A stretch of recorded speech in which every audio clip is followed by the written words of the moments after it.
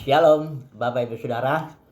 Saat ini kita mau merenungkan satu ayat firman Tuhan dari Amsal pasal 4 mengenai jalan orang benar. Ayat 18 saya bacakan.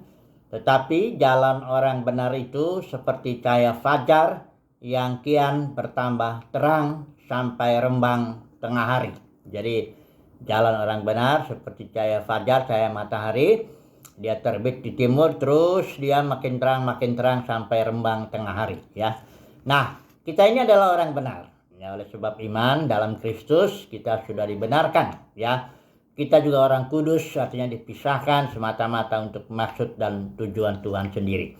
Nah, bagaimana kita menjelaskan bahwa jalan orang benar seperti cahaya fajar yang kian bertambah terang? Apanya yang bertambah terang di sini yang dimaksud, ya?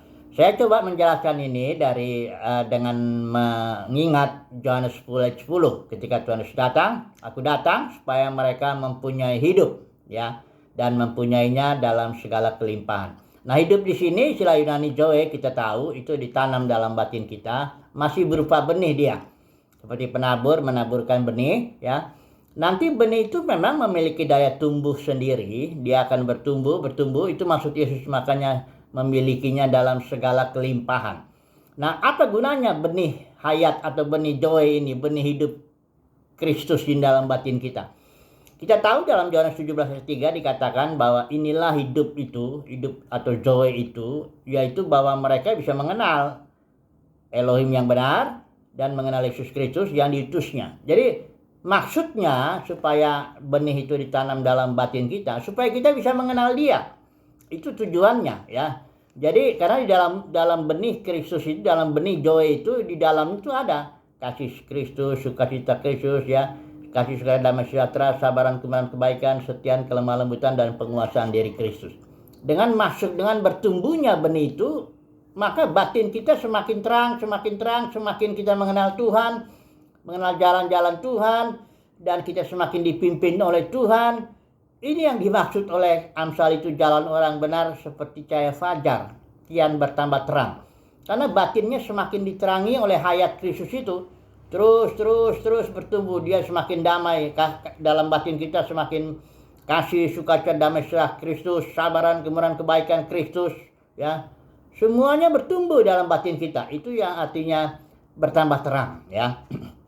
Nah, sekarang bagaimana dengan kehidupan lahiriah kita yang luaran ini, ya? Katakanlah mengenai harta benda, mengenai perkara-perkara jasmani, mengenai yang di luar inilah, ya. Kan tadi kita sudah bicara yang di dalam batin. Bagaimana yang di luar? Saya coba menjelaskannya dari Matius 23 itu, yang Yesus katakan, bersihkanlah dulu cawan sebelah dalam, ya. Nanti yang luarnya juga bersih. Jadi kalau orang Farisi ahli Taurat itu, orang agamawi itu, dia suka membersihkan yang luarnya. Dia mementingkan ritualnya, ya, pokoknya orang harus mentaati Taurat secara lahiriah, ya.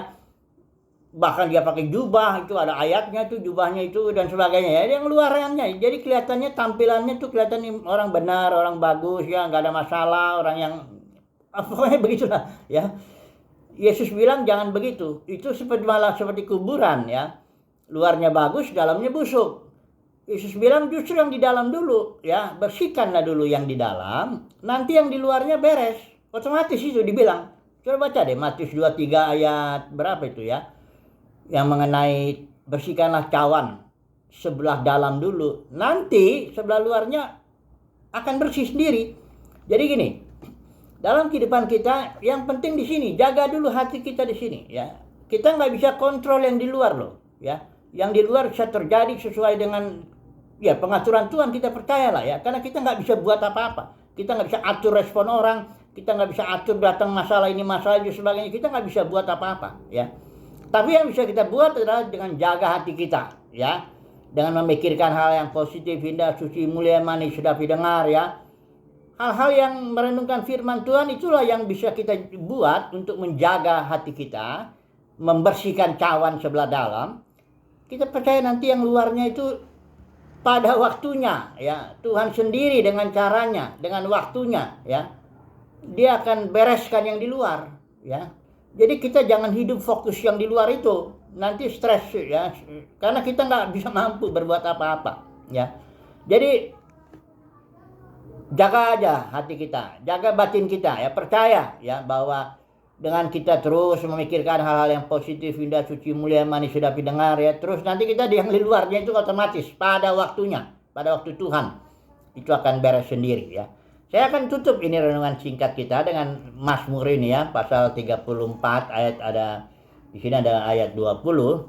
Katakan kemalangan orang benar banyak, tetapi Tuhan melepaskan dia dari semuanya itu. Enggak dijanjikan bahwa orang benar itu sedikit kemalangannya.